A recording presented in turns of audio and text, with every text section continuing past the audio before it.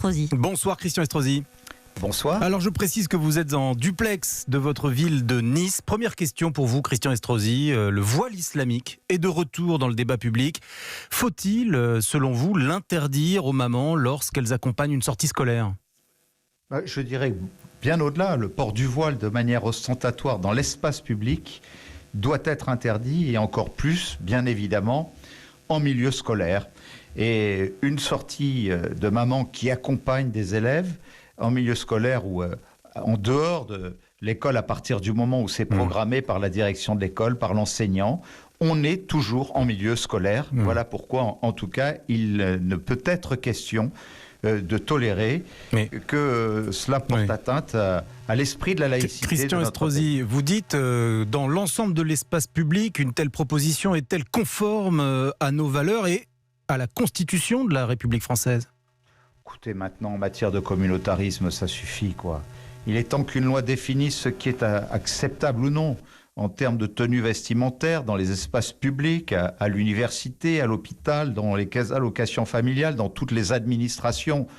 Nous voyons les choses progresser dans notre pays de telle sorte qu'on a le sentiment que malgré tout, cet héritage culturel qui est le nôtre, d'un pays des Lumières, d'un pays ouvert à toutes les religions, amène certains, de manière extrêmement provocante, à monter les Français les uns contre les autres. Et pour moi, il est temps d'y mettre un terme. Le pays des Lumières qui interdirait ce qui s'apparente à une liberté individuelle fondamentale, celle de s'habiller comme on le souhaite.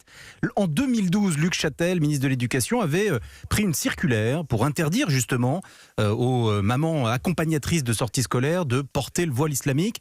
Elle avait été retoquée, cette circulaire, vous vous en souvenez, Christian Estrosi, par le Conseil d'État. N'y a-t-il pas un problème d'ordre de principe ? Je souhaite qu'on la reprenne. Je souhaite qu'elle soit rédigée peut-être en tenant compte des observations du Conseil d'État de 2013, qui demandait, en tout cas la circulaire demandait en mars 2012 aux accompagnateurs de ne pas porter de signes ostentatoires. Et il y a sans doute à réfléchir avec le Parlement, avec le gouvernement, à une rédaction qui amènera le Conseil d'État à valider cette fois-ci. Mais nous ne devons rien lâcher.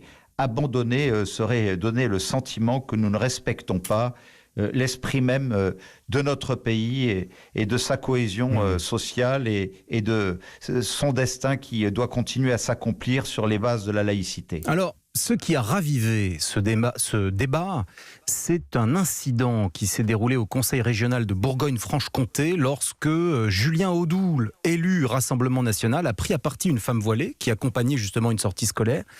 Le fils de cette femme était présent à ce moment-là, il a fini en larmes.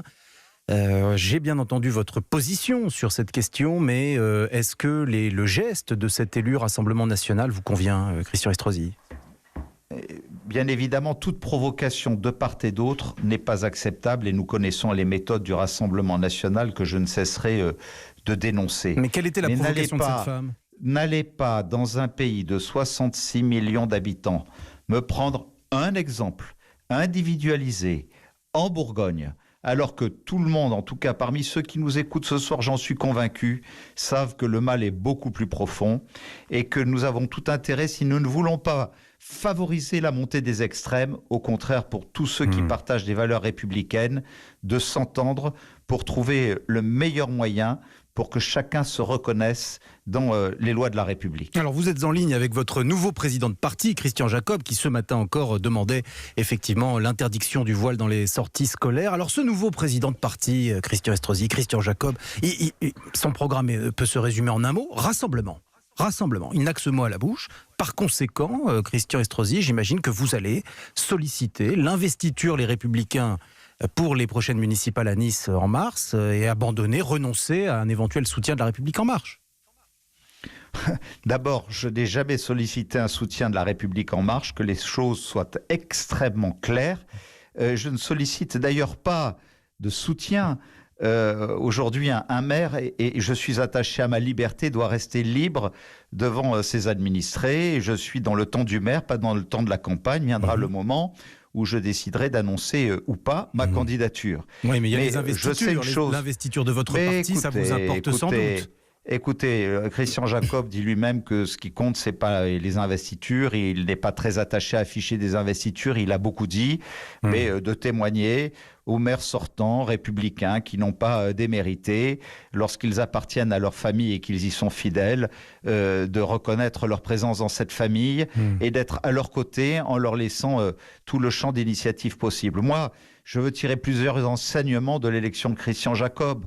D'abord, c'est que la vitalité démocratique de notre famille politique se confirme parce que malgré tout, on n'attendait pas forcément un taux de participation à ce niveau. C'est une très belle élection avec une volonté d'apaisement et de rassemblement qui, de toute évidence, a primé sur la tentation du repli sur soi, de la division permanente. Alors, je l'ai soutenu très clairement, par amitié, par conviction.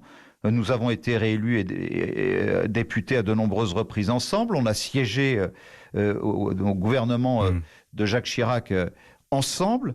Puis, par conviction, je considère que nous avions besoin de ce courage, même cet esprit de sacrifice, parce que se porter candidat dans ce moment où nous étions tellement en difficulté à la présidence de notre parti, ça n'était pas évident. Mais il va avoir besoin. Alors j'ai la conviction. Il va avoir besoin, Christian Estrosi, Christian Jacob, il va avoir besoin d'énergie pour obtenir cet apaisement, ce rassemblement. Je vois encore ce matin votre meilleur ennemi, Éric Ciotti, vous cognez, il n'y a pas d'autre mot, vous accusez d'avoir augmenté les impôts. Est-ce que vous pensez qu'il va être candidat contre vous dans votre ville de Nice ?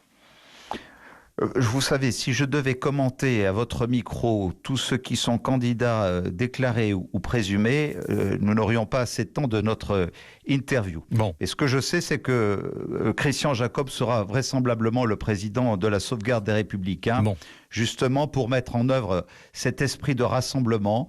Je crois que les déclarations de celui auquel vous faisiez référence... vous ne dites même pas son nom, c'est Éric Ciotti.